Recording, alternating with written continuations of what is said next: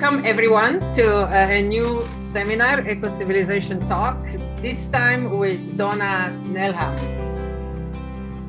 What does unstitutional conjure up for you?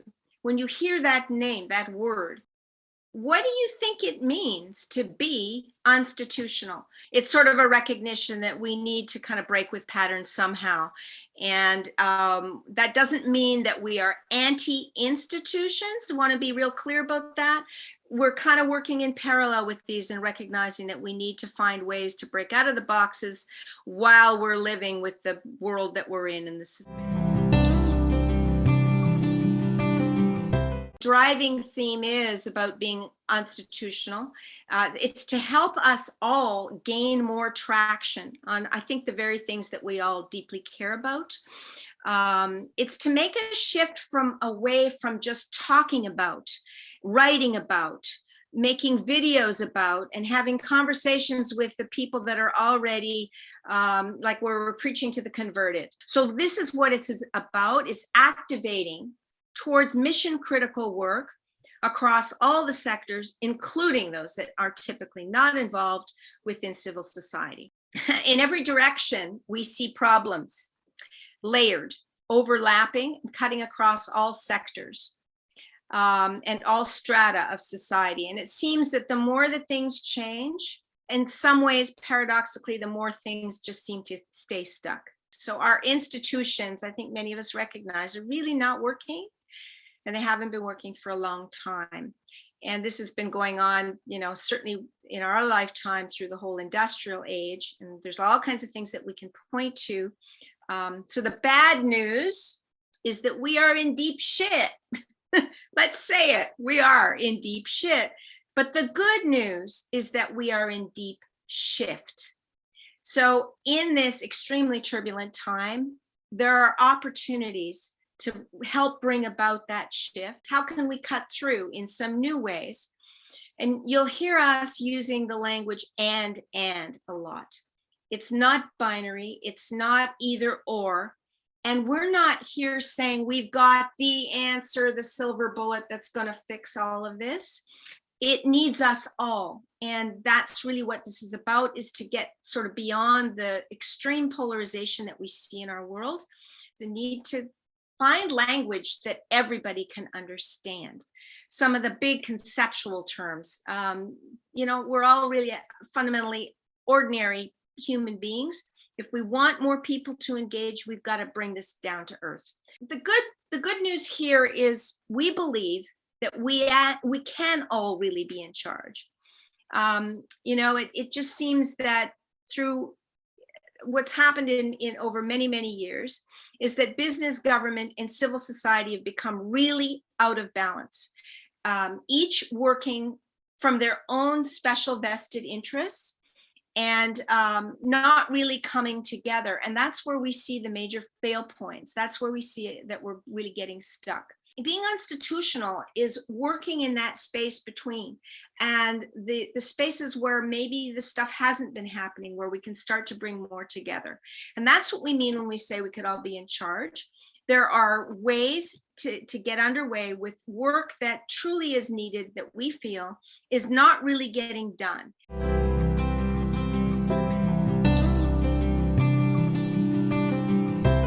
People are busy doing all kinds of great things. And yet when we look around, it sort of feels like it's a drop in the bucket at times. We make a few steps forward and then it feels like we make several steps backwards. I mean, look what's going on, right now in our world. I mean, it's also probably a sign that there is change going on because there's some pushback. That turbulence creates more forces that fight against the change in our society. But we're kind of stuck between a rock and a hard place. We can't force change or control its path. And yet we can't just wait for things to naturally evolve and hope and trust that, yeah, it's all going to work out. Why? If we're so busy doing all this great stuff and we have so many of the clues to what needs to happen in our world, why the hell are we not gaining more traction? So, it kind of comes down to It's very simple. Nothing changes if nothing changes.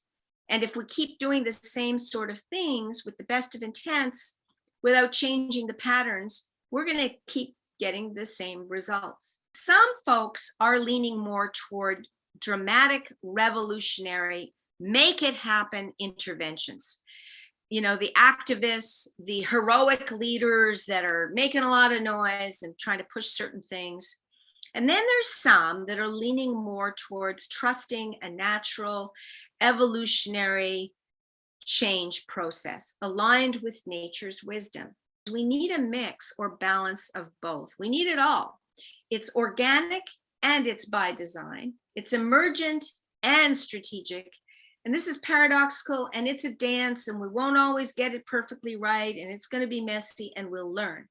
But it isn't an either or. There's agreement amongst many people and more that things do need to shift.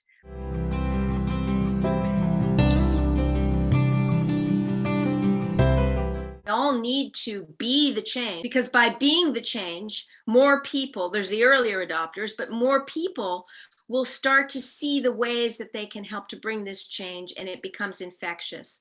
You know, the vast majority of citizens have not been engaged, and, you know, it's almost like we've been asleep at the wheel and anesthetized, expecting maybe big business and government to kind of look after things. And we can go on and on about everything that's wrong, and we can blame them.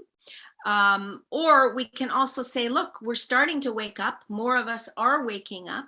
And let's get on with the things that we can do to gain collective, coherent agency, where people can start to feel like, hey, I can make a difference. Little old me can make a difference, but not on my own as just an individual, but by joining with others.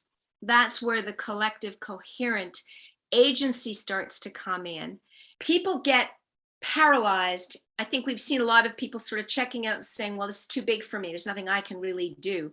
Well, yeah, there are things we can do. And some of it takes some cutting through, some spirit, some willingness to be bold. And yeah, institution is about being bold. You got to break eggs to make an omelet. We've clarified what our own big, hairy mission is. And it is nothing short of rebooting society's operating system. There's nothing more important than seeing things that we can do to move in that direction toward a life, rebalancing society toward a life-enhancing, regenerative eco-civilization. So the polarization, the unhealthy competition, the complexity of our world, the difficulty sense-making, the inability to see the whole, and there really has to be more ways to transcend this, many ways. No, not just one way, but many. Easy? No. Doable? We believe so. Imagine for a moment, how would you feel knowing that your efforts were gaining more traction locally while also helping people in other parts of the world and together contributing to society's reboot? How's that feel? Pretty cool if we can do it, right? Wouldn't that feel great? The biggest barriers and the greatest opportunities before us are fundamentally human or human system breakdowns. And many of the solutions to our most pressing problems do exist. They're figure-outable, and or they need some real creative breakthroughs by bringing diverse people together with different pieces of the puzzle. So the human stuff is very real, and we do need to find ways to accept and embrace our human messiness. We're always going to be works in progress, not perfect. And we often really don't have the answers. We need to be willing to say, look, we don't have the answers, and not have to, you know, look like we're so polished and expert and heroic. We might have some pieces, but we need one another. Finding safe ways to let people be who they are, because when we let people be a little more who they are, sharing their fears and all that kind of stuff, that's part of what enables people to develop along their own path. When we join together from a humble place, we can become extraordinary.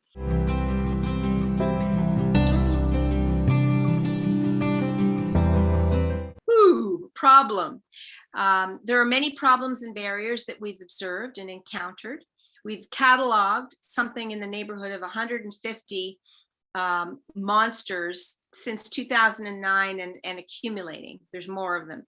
We call them monsters. It's not usually just one problem because there's a bunch of interconnected things that start to happen. So part of this process is learning how to dance with the monsters. Some of them are inside us. They're part of our shadows. I mean, we all have a shadow side. And part of the work here is bringing those monsters out of the shadows where we can kind of deal with them, dance with them, learn to love some of them, disarm some of them, neutralize some of them. Lots of them are human: ego, greed, corruption, antiquated systems. Fear is a big one. So this is really not a game. You may have heard about game A and game B. Game A sort of describes our pervading paradigm, our society, which is competitive, reductionist, extractive, dog eat dog, strong leaders that force and control, many that are living in poverty and extreme kind of conditions, scarcity mindset that there isn't enough for everybody, and everything focused on the mighty dollar. Game B is often described as that utopian future that we hope and that we dream about, that's a better world, that is the eco-civilization that we really are working towards. Well, with Institution, we're talking about how to be game B, BE. Be the change we want to see in the world. We're not waiting for it to happen. How? How do we do this? And there's a lot of different answers to the how, but this is really what it's all about, is bringing new ways of bridging the divides, dancing with the monsters, embracing our messy humanness, tackling the work that needs to get done in the space between across business, government, and civil society.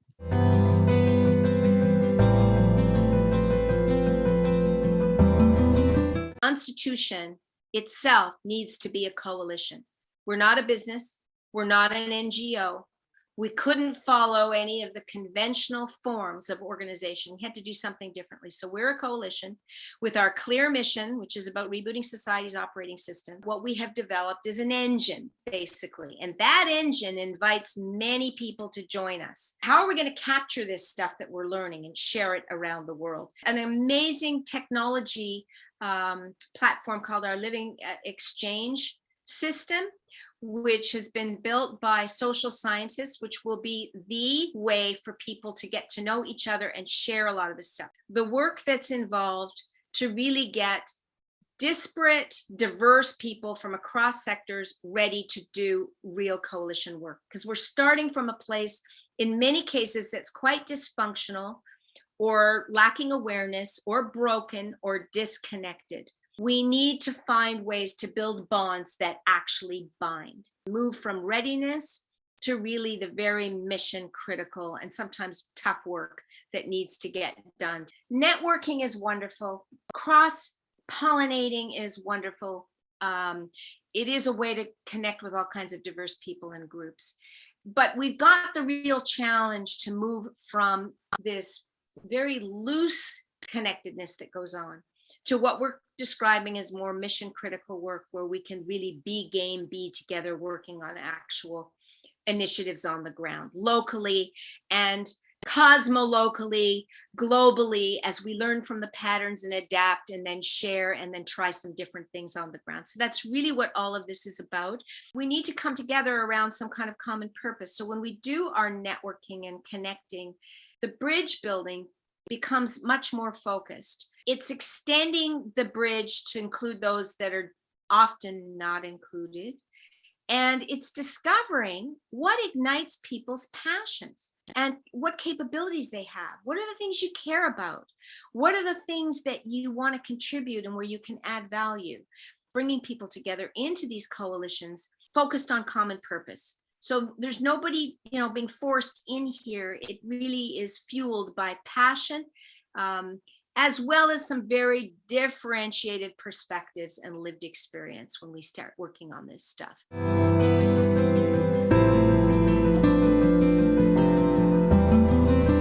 Being institutional is all about activation. So bringing people together, many practitioners, thought leaders, institutions, academia, activists, etc. We already have a work net with thousands of people that are kind of part of that constellation that we've been gradually building relationships with over this past year, especially. And so any of those people are already part of the coalitions that we've begun to catalyze and convene. And we see Ecocivilisation as an amazing community of people where some of you may well have things already that you're doing that can start to connect with this, or things you want to join with us on, where we can mutually gain traction. All of this, the coalitions involve new ways of learning and arts and culture. And if we think back to all of the changes that we've observed over the millennia,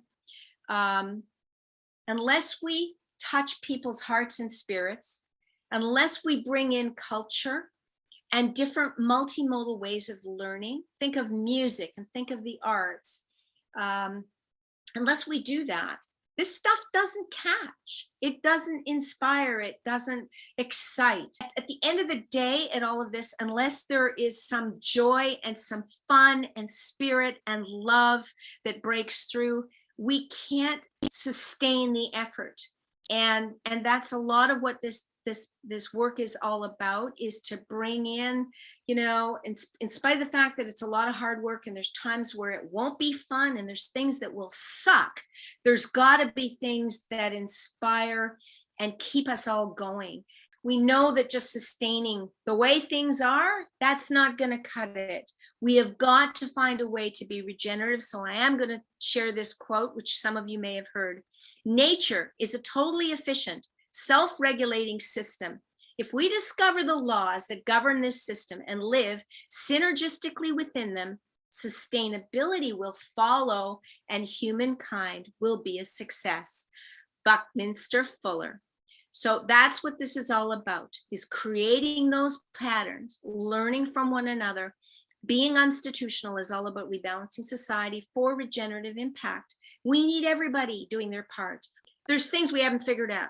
We figured out a lot of stuff for ourselves, for starters, but that's why we've kind of held back. And it's been a real labor of love, and we're going to die trying, maybe literally. When you know that deeply in your heart that something needs to be done, you simply have to do it. Just don't give up. And this is yet another proof that it's worth walking the dream.